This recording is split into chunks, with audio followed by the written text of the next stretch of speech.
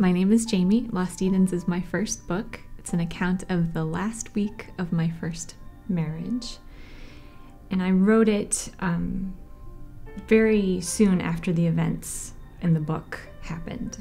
Lost Edens really is a story of, first and foremost, a marriage ruptured by infidelity. And that's something that I think, unfortunately, a lot of people can relate to. But it's also certainly about hanging on to something far longer than is reasonable.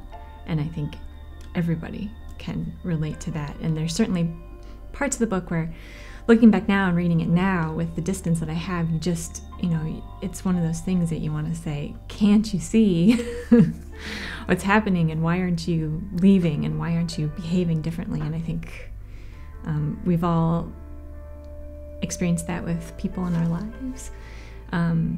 And that's the other hope, that people who are reading this who maybe haven't gone through something similar, but certainly know someone who has, that they can understand the mentality behind why someone would place themselves in such a toxic situation. Not necessarily understand why they would, but the mentality behind being in such a difficult situation and staying in it.